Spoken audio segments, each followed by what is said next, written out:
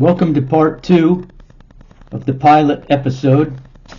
I'm Rabbi J. Silverman, and this is the truth.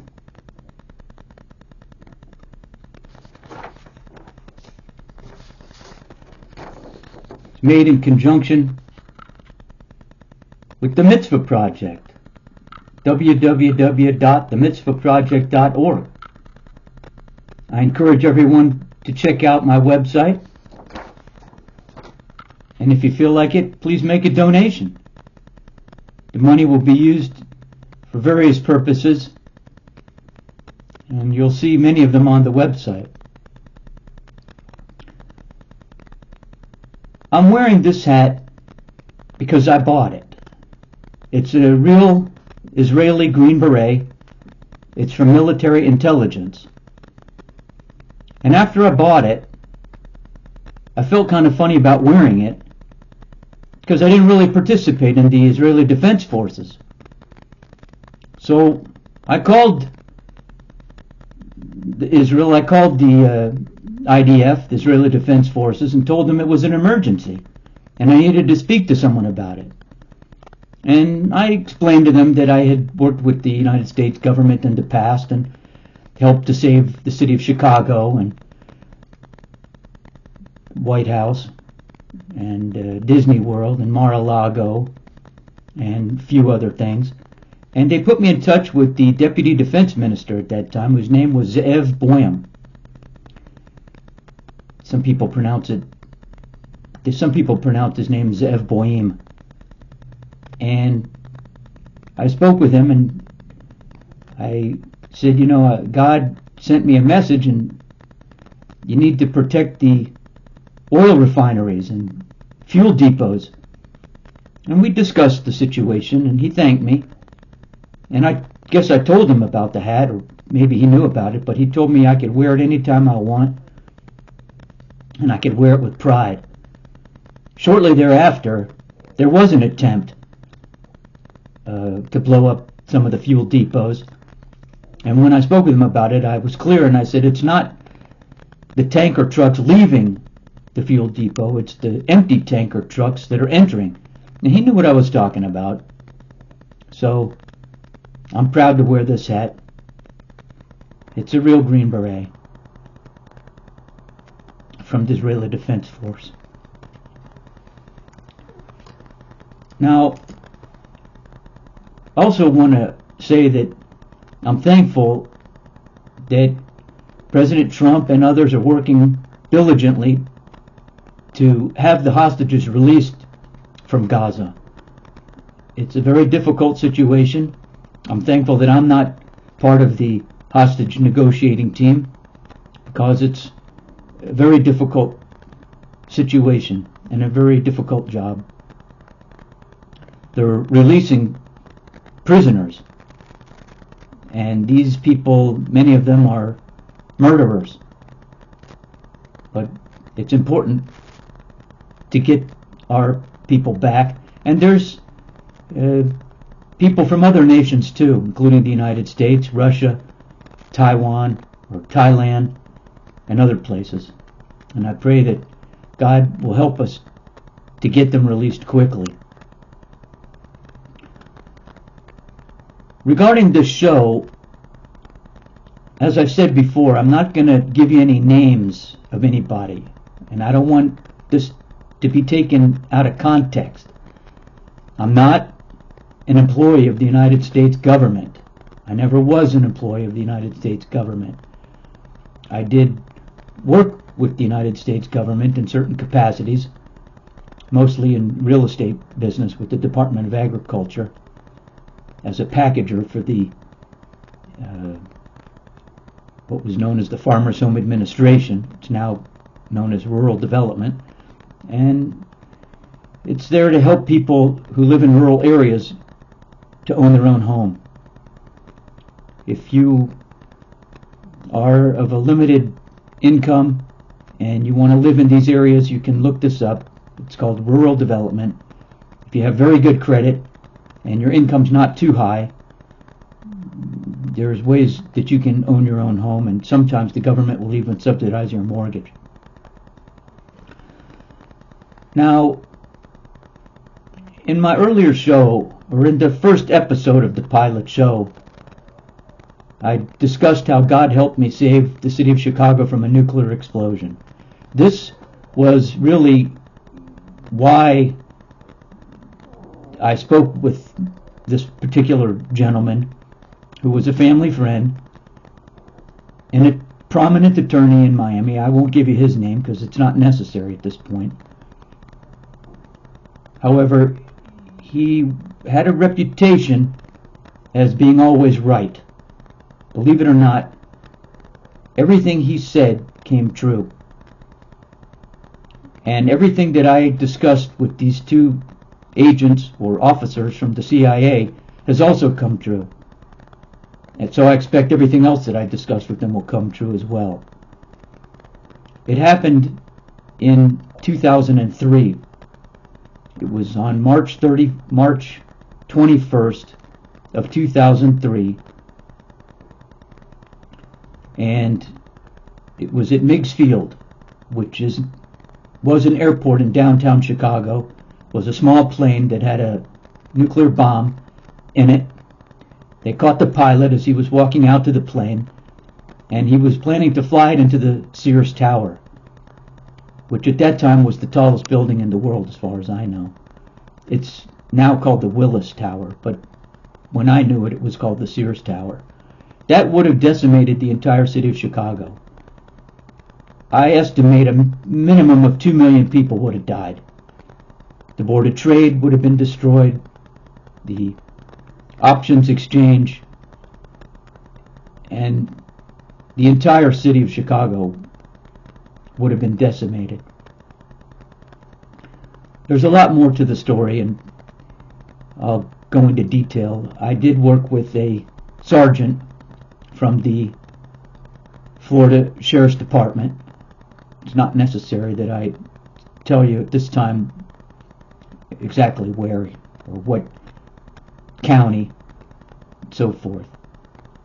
However, I sent him on a mission, and he got permission and he went. That's a fact. The situation that happened in Disney World, I worked with the sergeant from the Florida Sheriff's Department. That was approximately, in 2019, approximately 5 years ago, 4 to 5 years ago. And it was on the telephone. I gave her instructions. It was a female sergeant. And there were other people there, of course. I don't know exactly which organization. Sure, they were supervised by the CIA. It was probably the FBI. It could have been Homeland Security. And we recovered approximately 15 nuclear bombs. One of them was headed towards Disney World, and one of them was definitely headed towards Mar-a-Lago. The other 13 or so, I don't know exactly where they were headed. I'm not positive. And it was a few months later that I worked with two deputies, and we recovered another nuclear bomb in the back seat of a car that was headed towards Disney World. The situation that happened with the White House was in 2001, and probably have to do an entire show about that.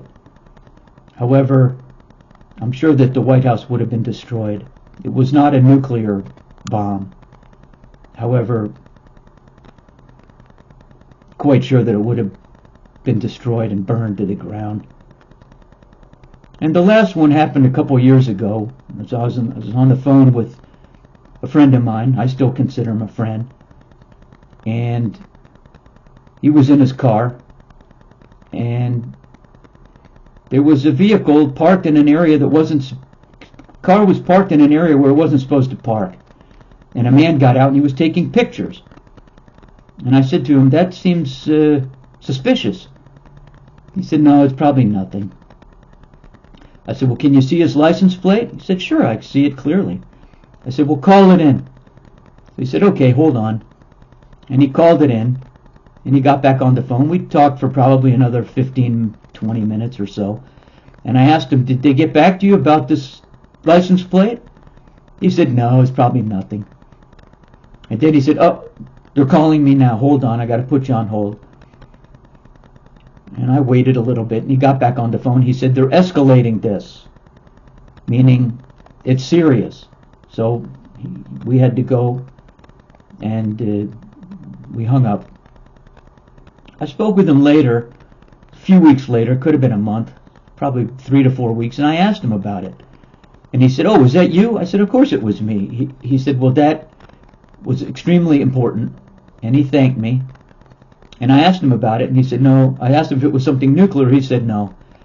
However, he said it was so important that he couldn't even tell me what it had to do with. So when someone like this tells you that it's that important, that means it's super important. And I'll leave it to your imagination as to what it had to do with. However, it could have been an assassination attempt. It could have been some kind of espionage. It could have been a combination of those. And again, I'm reaching out to William Burns, Mike Pompeo, and this new head of the CIA. His name is John Ratcliffe, and President Trump, because I was promised compensation, specifically a pension. I'm 66 years old now, and I haven't heard a word from them, and I haven't received any compensation, and they owe me some money. We also, when I discussed this with these two men from the CIA when I was in elementary school, we discussed some other things, including a Nobel Prize, Nobel Peace Prize, which has a reward of $1 million. And they said that there wasn't. They didn't say no, but they said, of course, it's not up to them. So they couldn't promise me anything about that. But being that these events have occurred, I think they owe me some money. How many people's lives were saved from this information? I'd say 20 million, and that's being conservative. And we recovered something like 16 or 17 nuclear weapons. These were more than likely some kind of suitcase bombs. They were not really warheads, but I estimate they're valued about $2 million a piece. And there's nuclear material inside of them that can be used to generate electricity. So, thanks to God and the information that He gave me, the United States not only saved millions of lives, and who knows how many trillions of dollars of property damage, but quite a bit of money that could be used in one form or another, maybe to make other nuclear weapons or to generate electricity.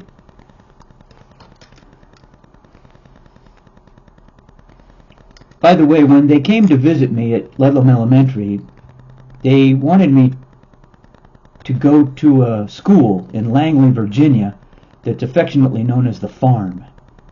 This is where they train young men and women to be part of the government.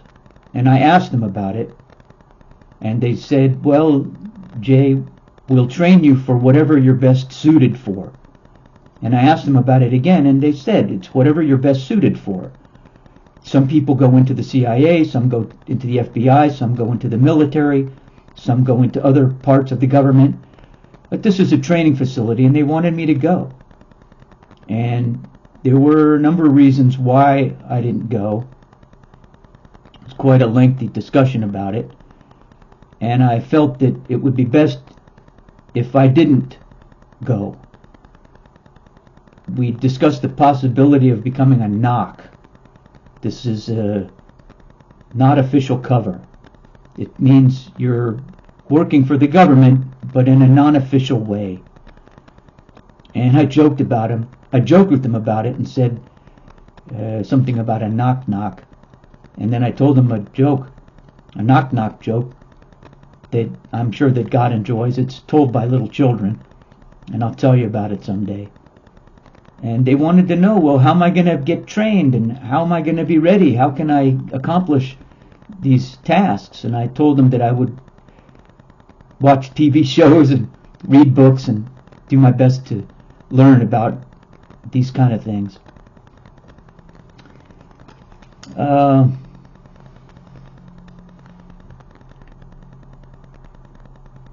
Again,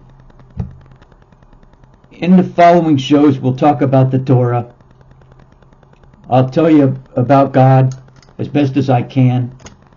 I'll tell you for sure that He exists. He's up in heaven. He is the master of the universe, and whatever He wants to do, He does. He controls the universe. And there's billions of angels. There's a heavenly court system. There is what's called Gan Eden, which is the Garden of Eden. It exists, where people's souls go after they pass away.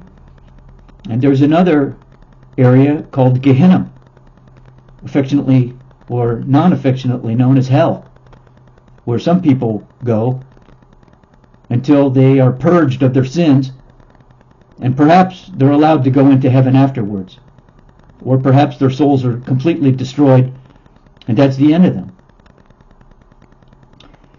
I have here a book. It's called The Discovery Seminar.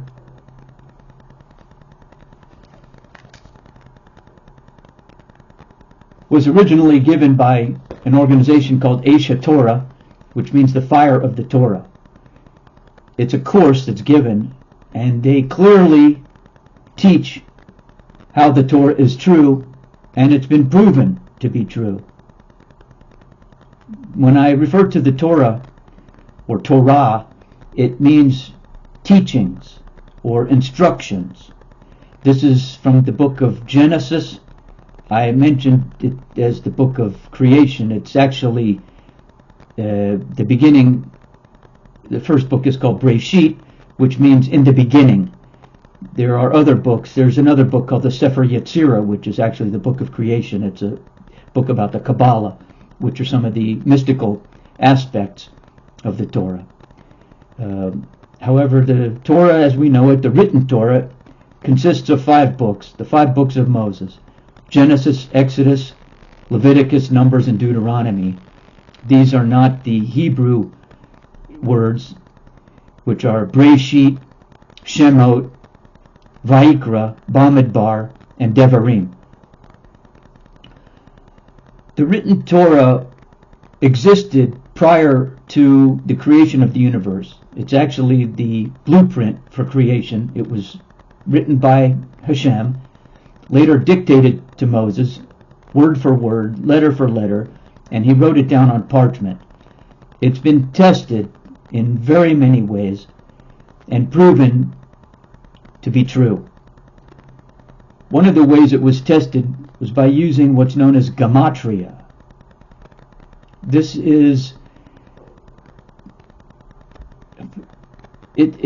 what it does is it takes the Hebrew alphabet and turns each letter into a number. That's the way it's done in Hebrew. Aleph is 1, Beit is 2, Gimel is 3, and so forth. Each letter has a numerical value. And when this was done, it was tested.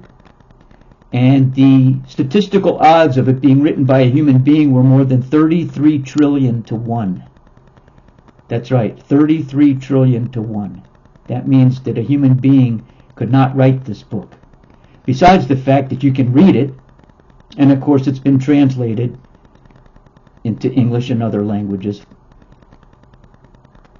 it's just impossible. There's an oral law that goes with it, which was later written down by human beings, and the Discovery Seminar goes into great detail, which I'll explain in later videos, later shows. However, this was written down, wasn't supposed to be written down. The Mishnah was written by Rabbi Yehuda Hanassi, known as Judah the Prince, and others, and the Gemara was written by other rabbis.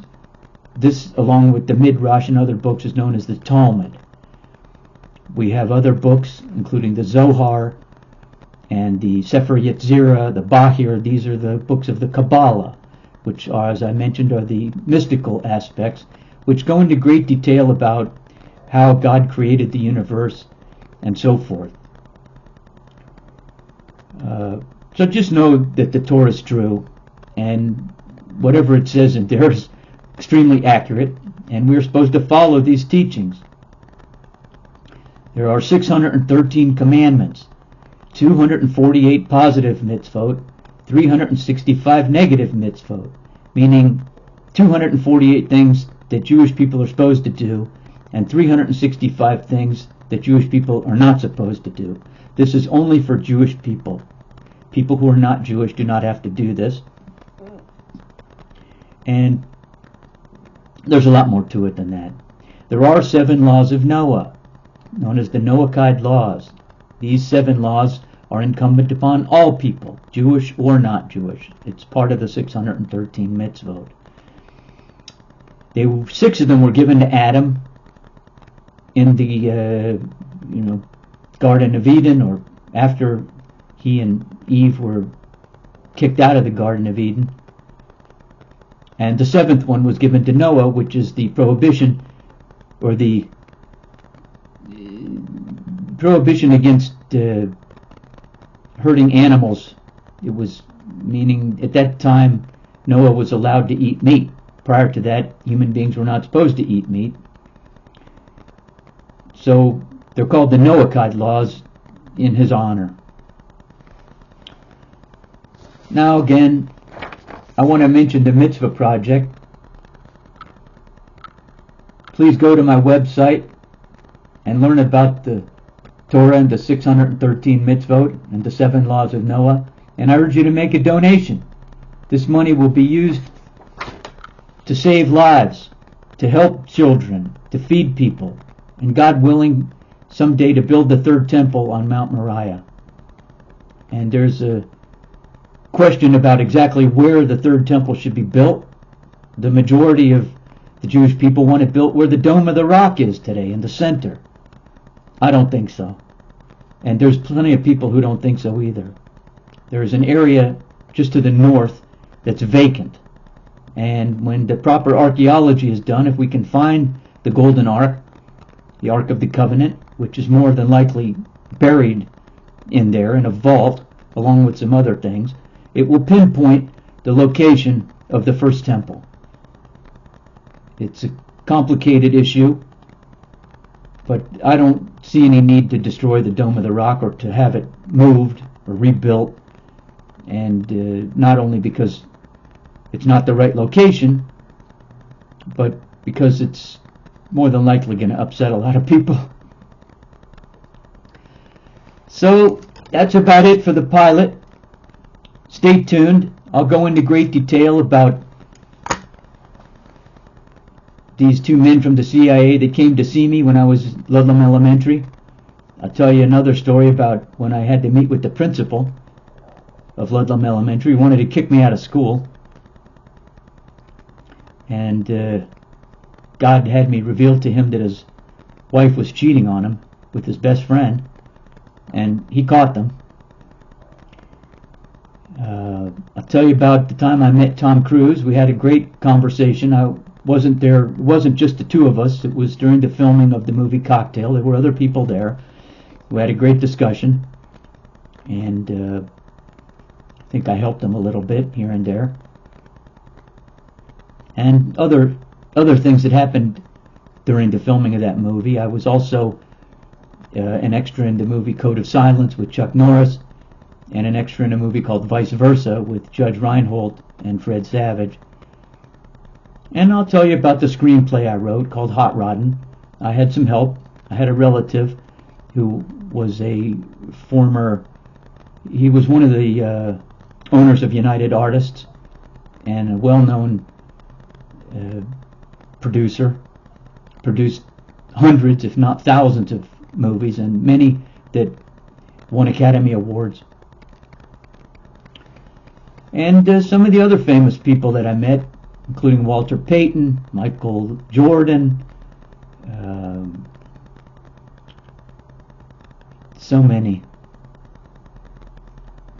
So that's about it. I'll try to keep the shows around 20 minutes to a half an hour each. I don't want to bore you.